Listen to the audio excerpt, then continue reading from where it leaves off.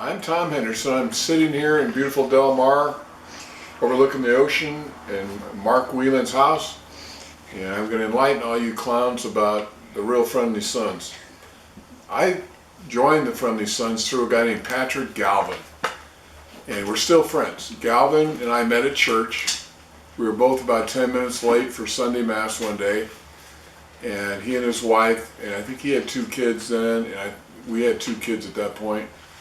And he goes, "Hey, do you want to go to a black tie dinner next week?" And so I did, and it was great. And then nothing happened. And the following year, we were at Reedy O'Neill's, which I'd never been to, in the lower orders, and it was the wake.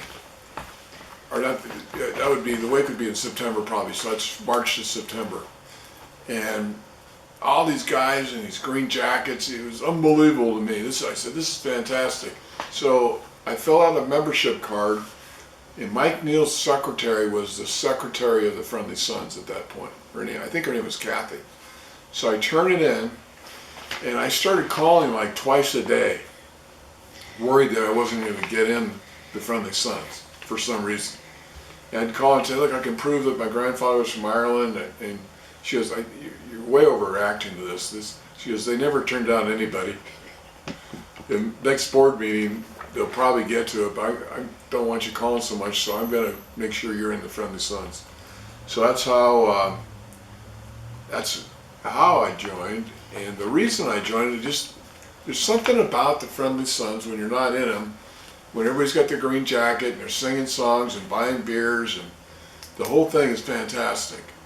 And a good example of that was Jack Kelly was in our parish in St. John's up in Encinitas. So all the Friendly Sons showed up, a big group, and I'm involved with that parish pretty good.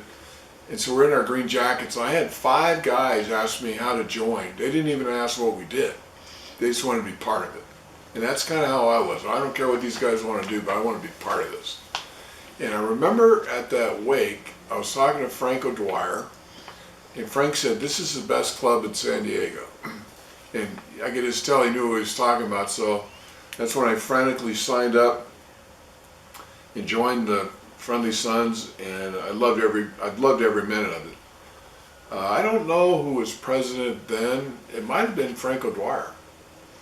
I don't remember what year that was, but it would be, I think I was president in 2005, 10 years on the board. It was probably 13, 14 years before I was president would be my guess. The board meetings were the reason to be alive. Because once a month we would go to Mike Neal's office, and it was a coat and tie deal. If you didn't have a coat on, somebody would tell you, "Go get your coat on." So we're all in coat and ties, and we never got anything done, but we really didn't have to, because everything's the same, still is. And so,